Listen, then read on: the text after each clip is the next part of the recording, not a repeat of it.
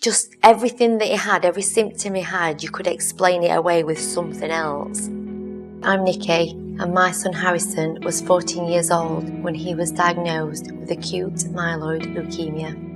Harrison just seemed unwell, so he'd come in from school and he'd just be a little bit tired, or he'd sometimes fall asleep. He had a few bruises, but they were in, the areas that you would expect to see bruises on a boy that played football and, messing about with their friends, fleshy areas. At that time, he was playing a lot on his Xbox like teenage boys do, and I'd shout him for tea and he wouldn't want to come for tea. He'd say, "Oh no, I don't want tea, I'm not hungry." And I just kind of thought that was just because he didn't want to be disturbed, he wanted to play his game.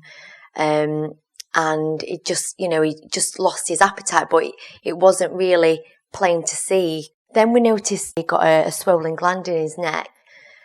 And I thought, oh, he's probably going to come down with something. I bet that these are all the symptoms, the tiredness, the not eating. I bet he's going to have a virus or something with the swollen gland, not even equating that with the bruising or anything. And then it was just that night, I just popped all the symptoms into Google and straight away it came up with leukemia. And I just said to my husband, it says that he's got leukemia, like the symptoms are those of leukemia, and there were no options, every different leukemia pages and charities and stuff like that, cancer research and stuff. My husband said, "Stop being neurotic, come on, go to sleep, we've got work in the morning, we're getting up at 7, and I just had this feeling of dread that's what it was. The next morning the doctor's opens at 8 a.m. and I just phoned straight away. I just told him the symptoms that Harrison were having. The doctor said, "Oh, his liver doesn't feel swollen." So I like thinking, "Oh God, I bet I'm just being silly." And he said, "But let's do a blood test." And then 3 hours later, that very same doctor phoned us and just said, he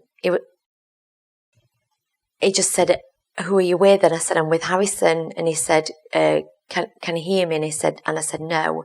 He just said, "Go straight to hospital now," and we did.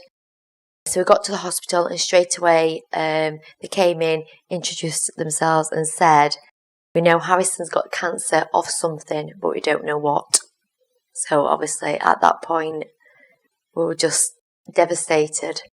The consultant came to us on the morning of the 10th as Harrison was going to have a bone marrow biopsy and lumbar puncture, and said that Harrison had got leukemia. They knew that part. And then he had the procedure done, and then she came back later that day saying it was quite clear to see under the microscope that he got AML.